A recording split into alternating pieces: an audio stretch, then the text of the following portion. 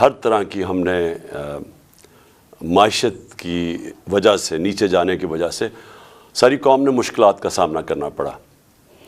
میں آج ساری قوم کو اس چیز کا کہنا چاہتا ہوں کہ قوموں کی زندگی میں اچھا برا وقت آتا ہے۔ کوئی بھی قوم ایسی نہیں ہوتی جو کہ ہمیشہ اچھا ہی وقت اس کی زندگی میں آئے۔ اونچ نیچ ایک زندگی کا حصہ ہے اور قوموں کی زندگی کا بھی اونچ نیچ حصہ ہے۔ ایک بڑا غلط فیصلہ کیا گیا، ایک بدنیتی کے وجہ سے اس کے اوپر بیس کر کے ایک غلط فیصلہ کیا گیا اپریل میں۔ ایک گورنمنٹ جو کہ چل رہی تھی اور جس نے بینکرپٹ ملک سنبھالا 2018 میں، اور ادھر سے کرونا کے باوجود پاکستان کی تاریخ کی تقریباً بہترین پرفارمنس تھی۔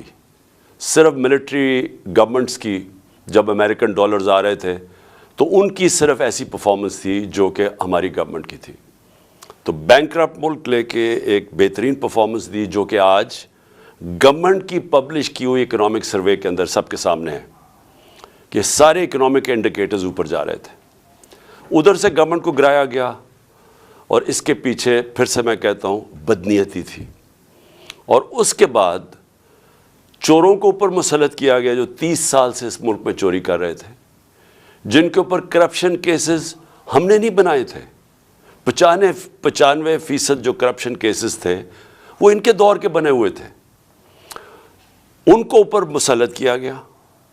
انہوں نے آتے ساتھ ہی اپنے سارے کرپشن کے کیسز ختم کیے، اور افسوس یہ ہے کہ جو ایف آئی اے کے کیسز، یہ جو موجودہ پرائم منسٹر ہیں، جو 4 گواہ تھے وہ آتے ساتھ ہی 2 مہینے کے اندر مر گئے۔ 4 گواہ سارے ہارٹ اٹیک سے مرے۔ کوئی اتنی عمر کا نہیں تھا کہ جس کو ہارٹ اٹیک ہوتا، اور جو ایک انویسٹیگیٹر تھا ڈاکٹر رضوان، وہ بھی ہارٹ اٹیک سے مرے۔ تو ان لوگوں کو اوپر مسلط کیا گیا، انہوں نے اپنے آپ کو ڈرائی کلین کیا، اور جو ملک کی معیشت ہے اس کو، جو میں نے شروع میں بات کی تھی، اس کو ادھر انہوں نے دھکیل دیا ہے کہ آج نئے سال میں ہمارے پاس صرف 2 چوائسز رہ گئی ہیں۔ یا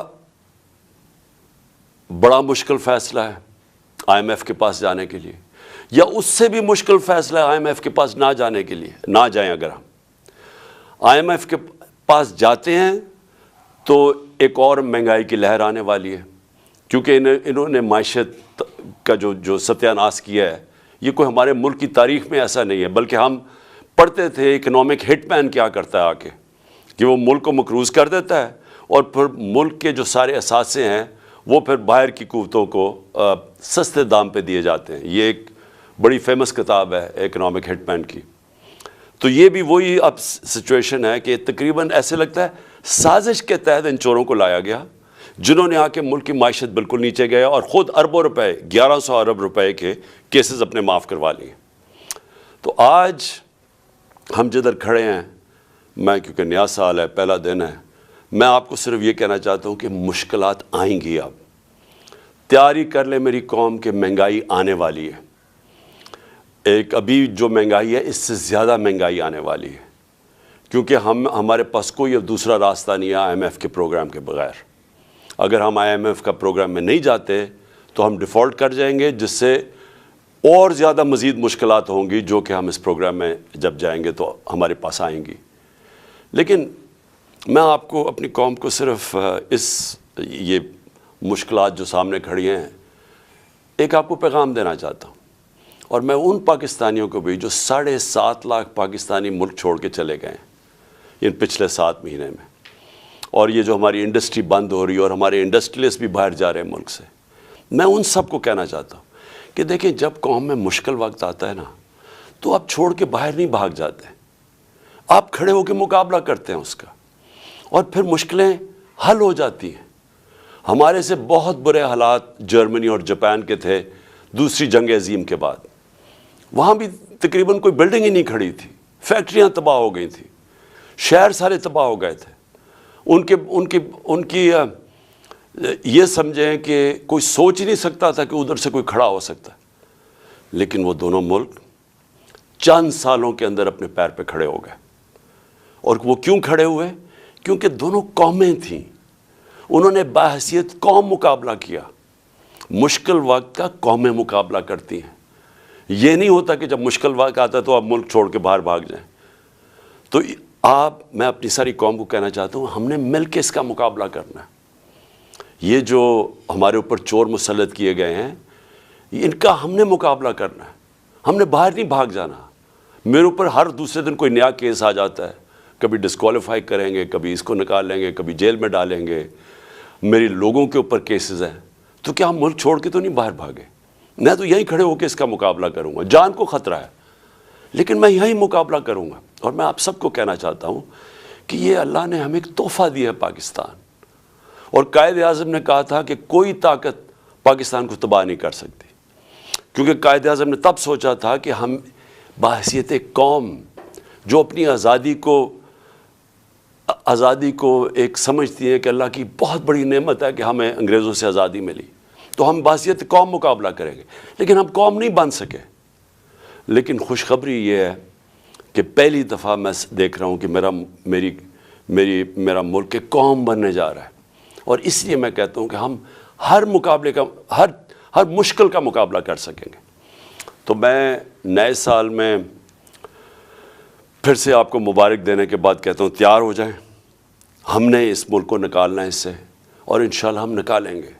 ہم جب ایک کرائسس آتا ہے تو وہ ایک موقع بھی مل جاتا ہے، ایک اپرچونٹی مل جاتی ہے کہ ہم اپنے آپ کو اپنی اصلاحات کریں، اپنے اداروں کو ٹھیک کریں۔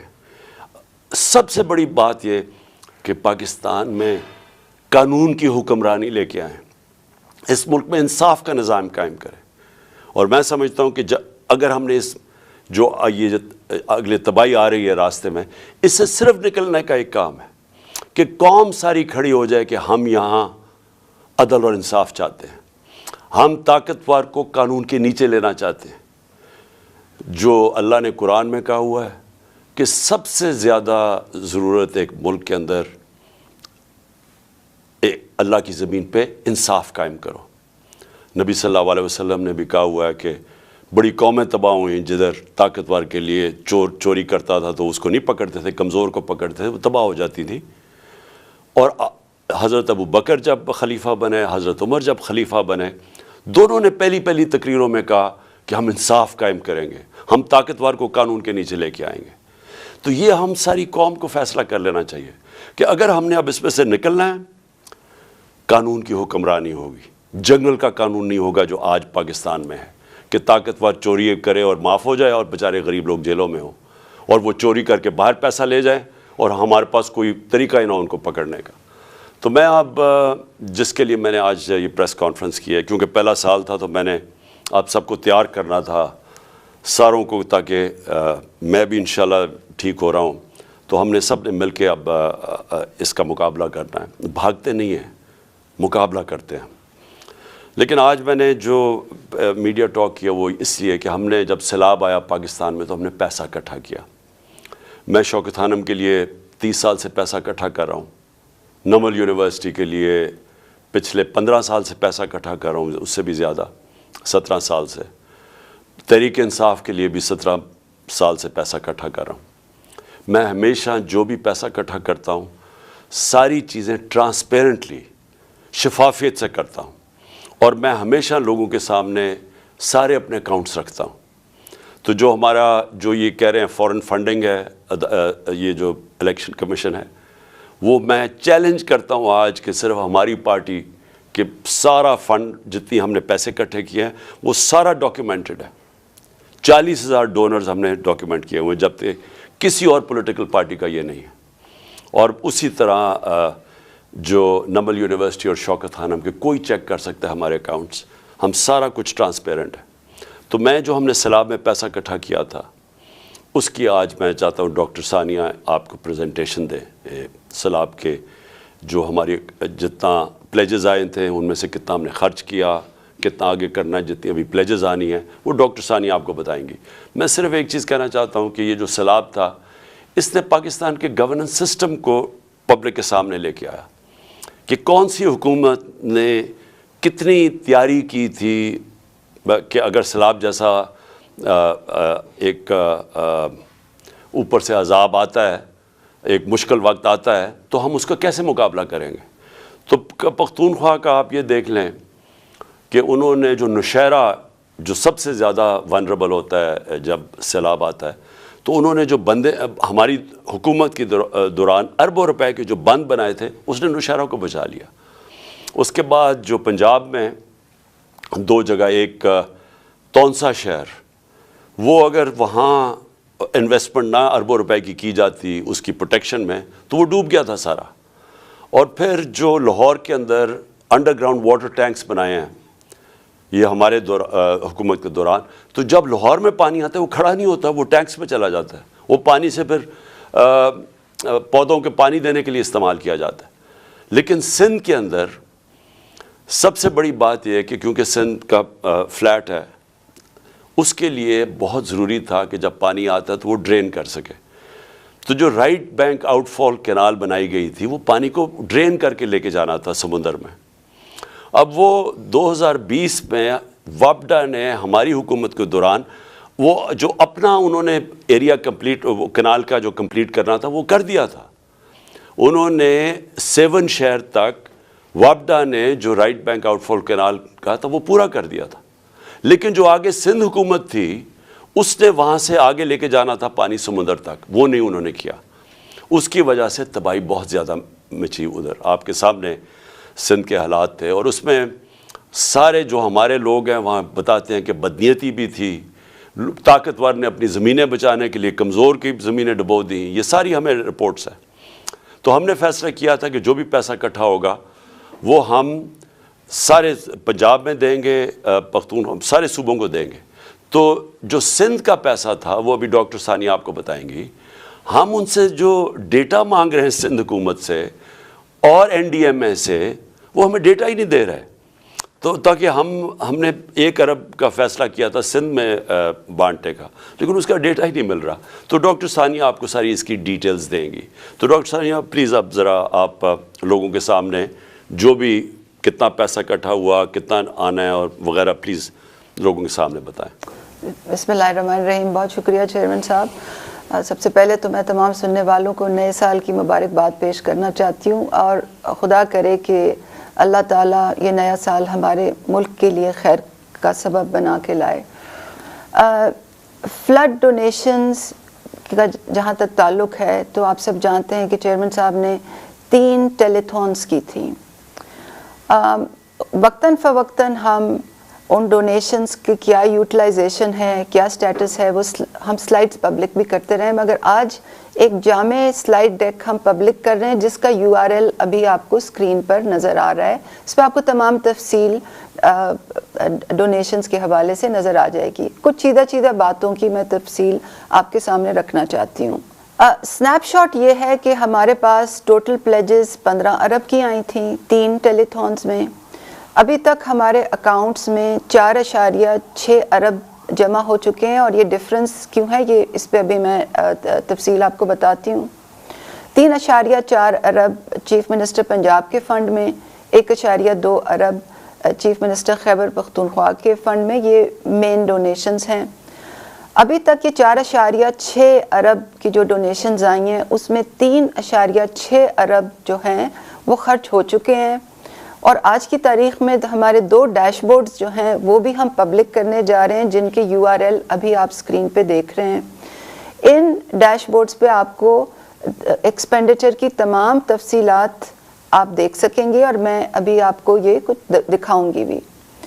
1 ارب جو ہے ہم نے سندھ کے لیے رکھا ہوا ہے. وہ چیئرمین صاحب جب سندھ گئے تھے تو انہوں نے اناؤنس کیا تھا, اور ہم ڈیٹا اویٹ کر رہے ہیں, کیونکہ خیبر پختونخوا اور پنجاب میں جو سروے ہے وہ مکمل ہو چکا ہے, اور ہماری ایکسپیکٹیشن ہے کہ سندھ میں بھی سروے مکمل ہو گیا ہوگا. تو جتنا جلدی وہ ہمیں ڈیٹا دیں گے اتنا جلدی ہم یہ 1 بلین جو ہے 1 ارب جو ہے وہاں پر 40,000 لوگوں کو میں بانٹ دیں گے.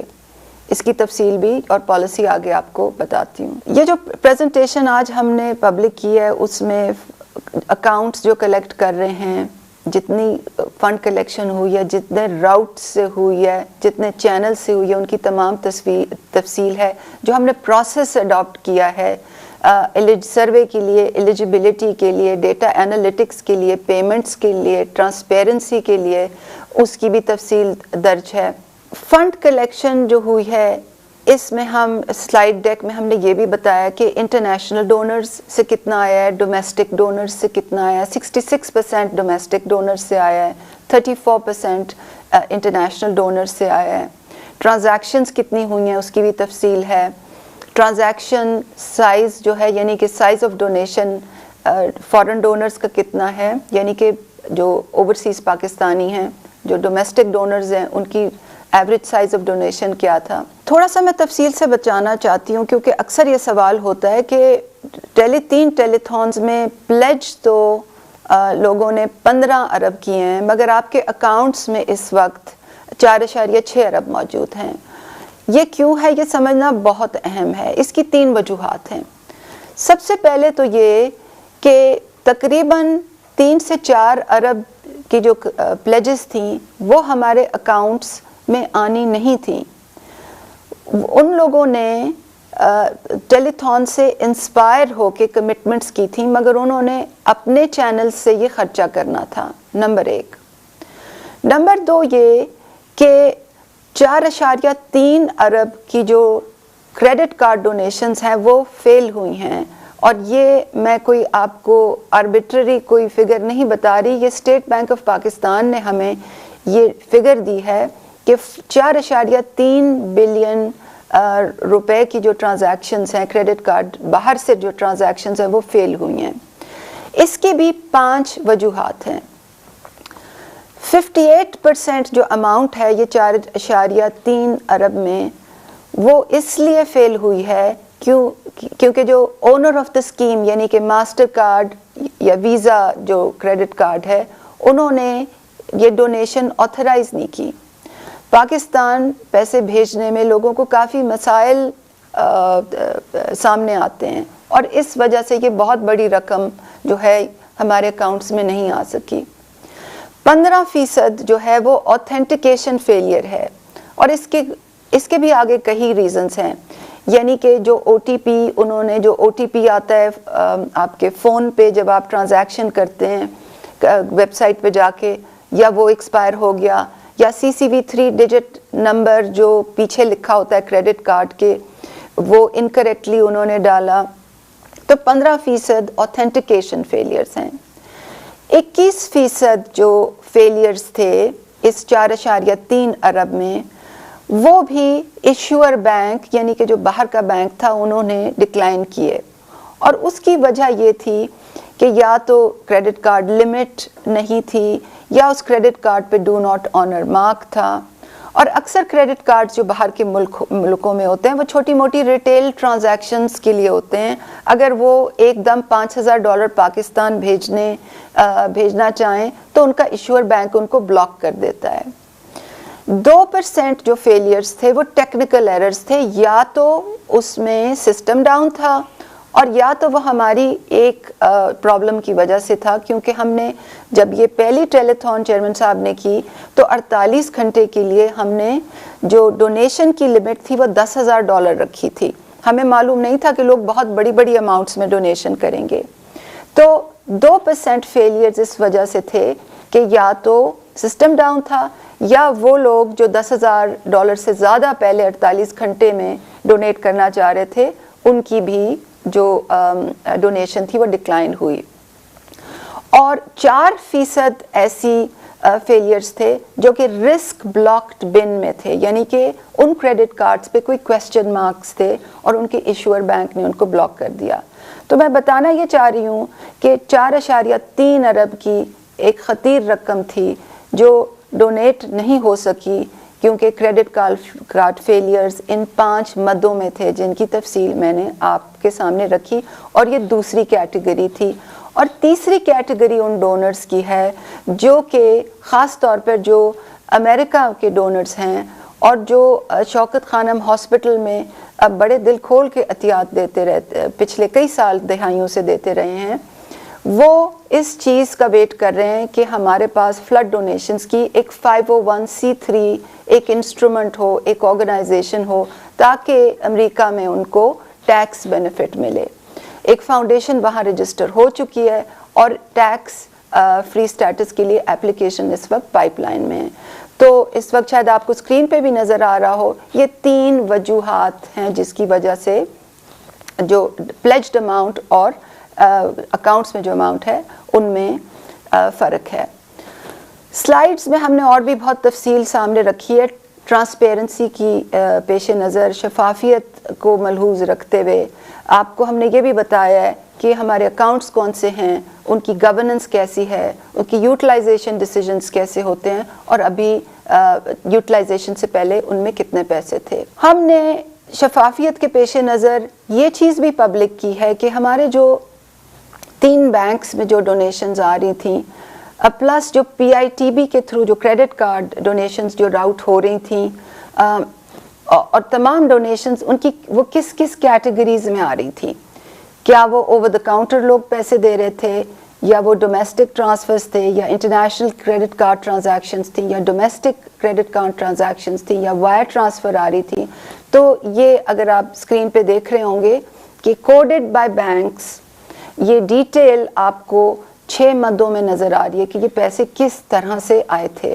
कुछ मैं तफसील बताना चाहती हूँ कि हमारा प्रोसेस क्या था। हमने चेयरमैन साहब की ये हिदायत थी कि जैसे हमने कोविड में डिसबर्समेंट की थी बिल्कुल ही गैर सियासी बुनियादों पर, बिल्कुल ही शफाफियत को सामने रखते हुए एक गैर जानिबदाराना अंदाज में बिला तफरीक उनकी हिदायत ये थी कि डिज़ाइन पेमेंट सिस्टम इसी तरह से डिज़ाइन हो।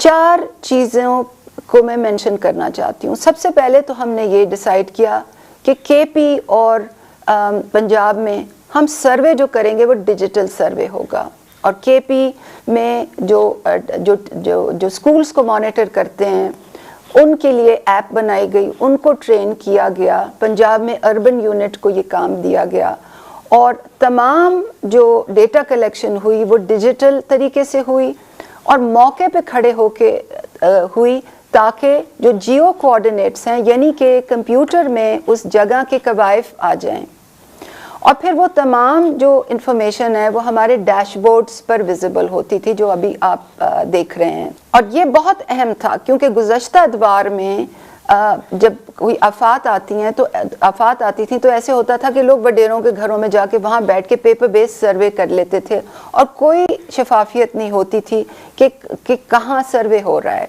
और उसमें सियासी मुदाखलत का बहुत बड़ा अंसर होता था। तो सबसे पहले तो दोबारा एम्फेसाइज करना चाहती हूँ कि डिजिटल सर्वे था, जियो टैग्ड इंफॉर्मेशन थी, डैशबोर्ड्स पे कंट्रोल रूम में जो चाहता है आज भी पंजाब और KP में हम आपको ये इंफॉर्मेशन दिखा सकते हैं। नंबर 1। नंबर 2, हमने प्री पोस्ट फ्लड इमेजेस जो थे, जो भी डेटा आया जहां भी वो जियो टैग हुआ उसमें हमने pre post satellite flood images डाले ये दिखाने के लिए कि क्या कोई घर उनसे बाहर तो नहीं है।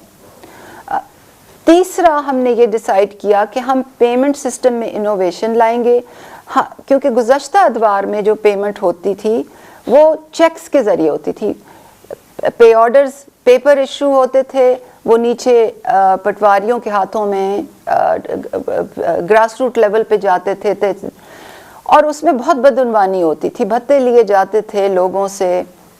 हमने इस दफ़ा ये डिसाइड किया कि बैंकों की ब्रांचेस में पेमेंट होगी, CCTV कैमरे की आंख के नीचे पेमेंट होगी, डिजिटल पे ऑर्डर होगा ताकि कोई किसी भी बैंक ब्रांच में चले जाए, bank of Khyber, bank of Punjab की ब्रांच में, तो उसका पे ऑर्डर रिट्रीव हो जाए और बायोमेट्रिक वेरिफिकेशन से पेमेंट होगी ताकि उसमें बदउनवानी ना हो।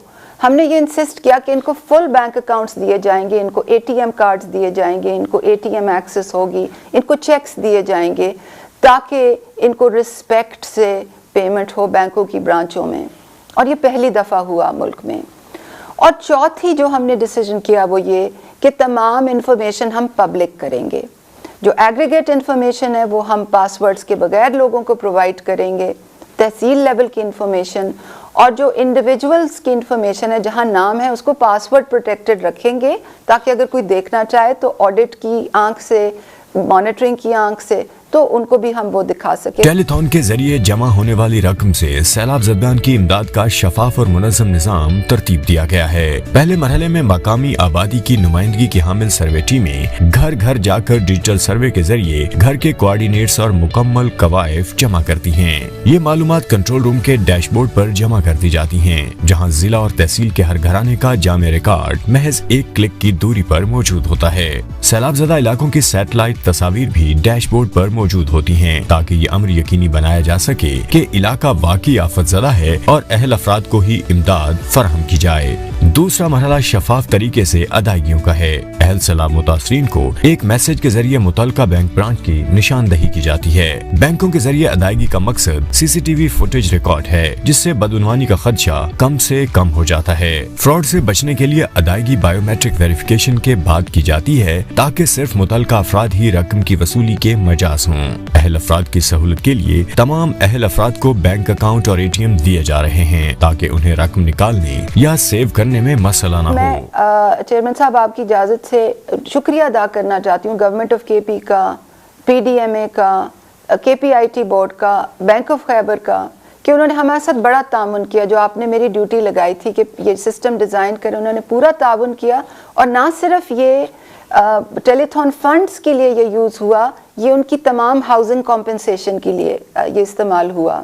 اب اگر آپ لائیو ڈیش بورڈ پہ دیکھیں گے تو آپ کو نظر آئے گا کہ پہلے تو ٹوٹل ہاؤسز ڈیش بورڈ پہ کلک کر لیں. یہ پبلک ڈیش بورڈ ہے، جو کوئی بھی اس کو جا کے دیکھ سکتا ہے. یہ پاسورڈ پروٹیکٹڈ انفارمیشن نہیں ہے.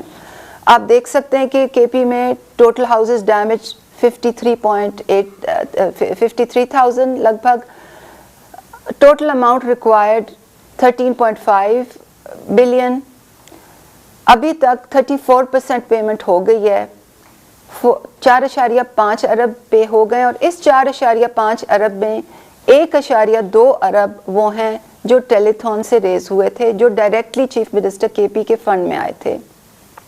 پبلک ڈیش بورڈ پر اگر آپ دیکھیں تو سمری سٹیٹسٹکس آپ دیکھ سکتے ہیں کہ ٹوٹل ڈیمیج گھر کتنے تھے، ابھی پائپ لائن کیسے چل رہی ہے، کتنا ڈیٹا پی ڈی ایم اے کے پاس ہے، کتنا ڈیٹا بینک کے پاس ہے، کتنے اکاؤنٹس کھل چکے ہیں، کتنے اکاؤنٹس کریڈٹ ہو چکے ہیں. یہ لیفٹ سائڈ پہ آپ دیکھ سکتے ہیں. پھر اگر کوئی اپنے ڈیمیج گھر کا سٹیٹس دیکھنا چاہے اور اپنا سی این آئی سی ڈالے یہاں پر، تو اس کو اس کا سٹیٹس پتہ چل جائے گا کہ کیا اس کا ڈیمیج ٹائپ کیا تھا اور اس کا کیس سٹیٹس کیا ہے، کیا بینک کے پاس ہے، کیا پی ڈی ایم اے کے پاس ہے، کیا اس کا اکاؤنٹ کھل چکا ہے. یہ تمام جو انفارمیشن ہے یہ پبلک ڈومین میں ہے. اب ہم نے انڈیویجول جو انفارمیشن ہے وہ پاسورڈ پروٹیکٹڈ سائٹ پہ رکھی ہوئی ہے تاکہ ایک ایک انڈیویجول کا حساب ہم دکھا سکیں. اور اس میں اگر آپ لاگ ان کریں گے اور اگر آپ کمپنسیٹڈ کیسز کی لسٹ کھولیں گے تو آپ کو لوگوں کے نام، ان کا فادرز نیم، ان کا سی این آئی سی. اب اپڈیٹڈ سی این آئی سی اس لیے یہاں پر لکھا ہوا ہے کیونکہ جب یہ پہلا ریکارڈ پہلی دفعہ آیا تھا تو اس میں کوئی ڈسکریپنسی تھی. پی ڈی ایم اے نے واپس بھیجا اور کہا کہ اس ڈسکریپنسی کو ریزالو کریں. اس کا ڈیمیج ٹائپ لکھا ہوا ہے، اس کا ڈسٹرکٹ لکھا ہوا ہے، اس کا تحصیل لکھا ہوا ہے، اور جو پیسے اس کو دیے گئے ہیں اس کی بھی تفصیل اس پہ ہے. تو یہ ڈاؤن ٹو دا لاسٹ مائل ہماری کوشش تھی کہ ایک غیر سیاسی بنیادوں پر ایک شفاف، منظم، غیر جانبدارانہ انداز سے ایک نئی روایت رکھی جائے کہ تمام ڈیٹیلز پبلک کی جائیں. کیونکہ بارہا ہم نے دیکھا ہے حکومتیں پرومسز بہت کرتی ہیں، بہت پرومسز کرتی ہیں، مگر سال گزر جاتا ہے اور ڈسبرسمنٹ کی کوئی ڈیٹیل نہیں ہوتی. اسی طرح گورنمنٹ آف پنجاب کا بھی ڈیش بورڈ ہے، جیسے کہ گورنمنٹ آف کے پی کا ہے. یہاں بھی انفارمیشن کچھ پبلک ڈومین میں ہے اور کچھ پاس ورڈز کے پیچھے ہے. یہ تو رہی تفصیل کے پی اور پنجاب کے حد تک. چیئرمین صاحب کی ہدایت تھی کہ یہ جو پیسے ہم اکٹھے کر رہے ہیں یہ صرف کے پی اور پنجاب کے نہیں ہیں، یہ اور پروونسز اور وفاق کی اکائیوں میں بھی بٹیں گے. بلوچستان کی حکومت نے گورنمنٹ آف کے پی سے یہ ریکویسٹ کی کہ آپ ہمارے لیے health and livestock camps لگائیں، جو کئی ہفتے پہلے لگ چکے تھے. سندھ کے لیے جیسے کہ پہلے بھی میں نے کہا 1 ارب ہمارے پاس پڑا ہوا ہے. جو پالیسی ڈیسائیڈ ہوئی ہے وہ یہ ہے کہ کیش ٹرانسفرز ہوں گے، بینک کی برانچز سے ہوں گے، اسی طرح ٹریکیبلٹی پرووائڈ کی جائے گی جیسے کہ پنجاب اور کے پی میں ٹریکیبلٹی پرووائڈ کی گئی ہے. جو گھروں کی سلیکشن ہے وہ ڈیٹا انالیٹکس کی بنیاد پہ ہوگی، مگر اس کے لیے ہمیں سروے ڈیٹا چاہیے. اگر ہمارے پاس ہمیں سروے ڈیٹا نہ ملے تو وہ ہم ایک ڈیمانڈ ڈریون پروسیس سے اس کو کنسیڈر کریں گے.